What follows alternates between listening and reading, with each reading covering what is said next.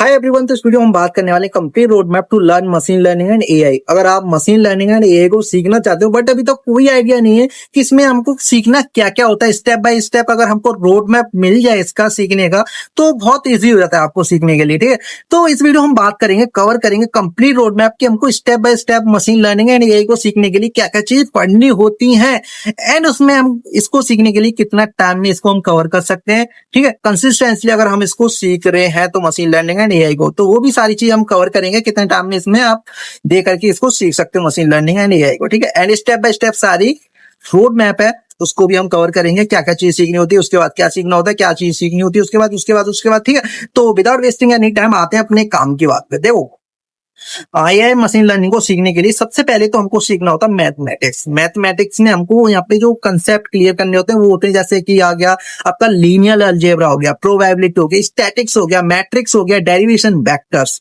ये आपके मैथमेटिक्स के जो टॉपिक्स हैं ये आपको यहाँ पे सीखने होते हैं क्योंकि मशीन लर्निंग एंड एआई में इनका यूज होता है आगे चल के। ठीक है, तो आपको यहाँ पे ये टॉपिक है मैथ के, वो आपको यहाँ पे सीखने होते हैं। देन इसके बाद आपको सीखनी होती है एक प्रोग्रामिंग लैंग्वेज जो कि मशीन लर्निंग एंड एआई में यूज होती है, वो है Python. Python machine learning and AI में जो कुछ हो रहा होता है ना वो उसमें पाइथन प्रोग्रामिंग का यूज होता है। ठीक है, तो आप यहाँ पे आपको सीखनी होती है पाइथन प्रोग्रामिंग।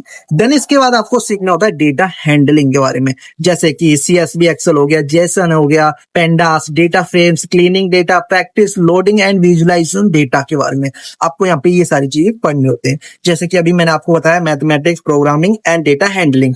अगर आप इनको कंप्लीट कर लेते हो तो आपकी जो एक स्टेज है, स्टेज 1 आपकी कंप्लीट हो जाती है इतने को सीखने के बाद। ठीक, एंड फिर इसके बाद आ जाते हो आप स्टेज 2 में, जिसमें कि आपको क्या क्या चीज सीखनी होती है, जैसे कि मशीन लर्निंग के एल्गोरिदम को सीखना होता है, जैसे कि लीनियर रिग्रेशन हो गया, लॉजिस्टिक रिग्रेशन हो गया, डिसीजन ट्रीज हो गया, रैंडम फॉरेस्ट हो गया, केएनएन, एवीएम एंड नाइव बाइस हो गया। ये आपको यहाँ पे मशीन लर्निंग के एल्गोरिदम को यहाँ पे सीखना होता है। ठीक है, एंड इसके बाद आपको सीखना होता है सीके, जिसमें कि आपको मॉडल क्रिएशन हो गया, ट्रेनिंग टेस्टिंग हो गया, इवोल्यूशन मैट्रिक्स हो गया, हैंडल प्रोजेक्ट यूजिंग सीकेट को यहाँ पे करके आपको प्रैक्टिस करनी होती है, जिसमें कि आपको मशीन लर्निंग का एल्गोरिदम हो गया, सीकेट हो गया। ठीक है, एंड इसके बाद आपको सीखना होता है मॉडल इवोल्यूशन के बारे में, जैसे कि हो गया आपको एक्यूरेसी के बारे में पढ़ना होता है, प्रिसिशन हो गया, रिकॉल हो गया, F1 स्कोर हो गया, confusion matrix and ROC curve के बारे में आपको यहाँ पे चीजें सीखनी होती है।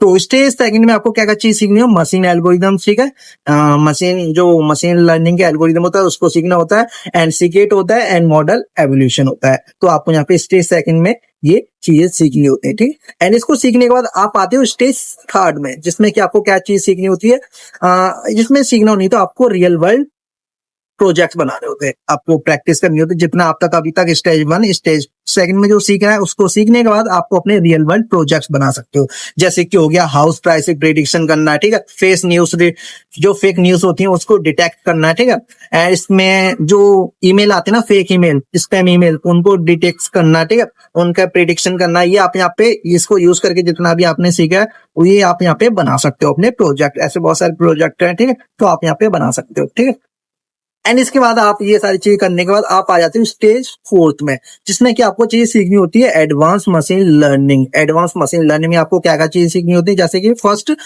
फीचर इंजीनियरिंग के बारे में सीखना होता है, जैसे कि डेटा प्री प्रोसेसिंग हो गया, डेटा हैंडलिंग हो गया, ठीक है, मिसिंग डेटा हो गया, एनकोडिंग हो गया, कैटेगोरिकल वेरिएबल्स हो गए, ये आपको यहाँ पे सीखने होते हैं। ठीक है, फीचर इंजीनियरिंग में। ठीक है, एंड इसके बाद आपको सीखना होता है हाइपर पैरामीटर ट्यूनिंग के बारे में, जैसे कि ग्रिड सर्च हो गया, रैंडम सर्च हो गया, क्रॉस वैलिडेशन हो गया फॉर इम्प्रूविंग मॉडल्स के लिए। तो आपको यहाँ पे ये भी चीजें सीखनी होती है। देन इसके बाद आपको सीखना होता है एंसेम्बल लर्निंग के बारे में। एंसेम्बल लर्निंग के बारे में आप क्या चीज सीख रहे होते हैं, इसमें कि स्टडी बैगिंग हो गया, बूस्टिंग हो गया, एक्सजी बूस्ट हो गया, लाइट जी डीएम हो गया, ठीक है, चैट बूस्ट हो गया, ये आपको यहाँ पे चीजें सीखनी होती है। तो स्टेज 4 में आपको क्या क्या चीज सीखनी होती है, feature engineering, hyper parameter tuning and ensemble learning. ठीक है, एंड इनमें ये टॉपिक्स है वो आपको यहाँ पे कवर करने होते हैं। जैसे आप इसको कवर कर लेते हो तो आपकी स्टेज जो 4 है वो आपकी कंप्लीट हो जाती है।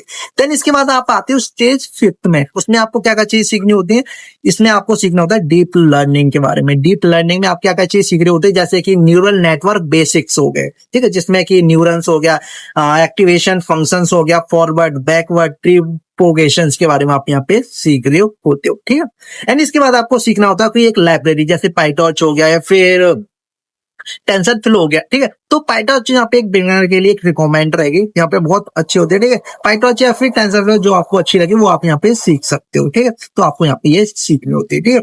एंड इसके बाद आपको सीखना होता है कन्वोल्यूशनल नेटवर्क, न्यूरल नेटवर्क के बारे में, ठीक है। तो यहाँ पे ये सीखना होता है जिसमें कि आप फोकस कर रहे होते हैं इमेज क्लासिफिकेशन पे, ठीक है, कि कोई इमेज होता है उसको क्लासिफिकेशन करना उस पे, ठीक है। एंड इसके बाद आप सीख रहे होते हो रिकरेंट न्यूरल नेटवर्क्स, RNNs जिसको बोलते हैं, जिसपे कि आप फोकस कर रहे होते हैं sequencer time series and data like prediction करना, NLP नेचुरल लैंग्वेज प्रोसेसिंग हो गया, ठीक है। तो यहाँ पे आप इसको सीख रहे होते हो, ठीक है। तो आप इसको सीखने के बाद आप आ जाते हो स्टेज 6 पर, जिसमें कि आपको क्या सीखना होता है नेचुरल लैंग्वेज प्रोसेसिंग, जिसको कि शॉर्ट फॉर्म में NLP बोलते हैं, ठीक है।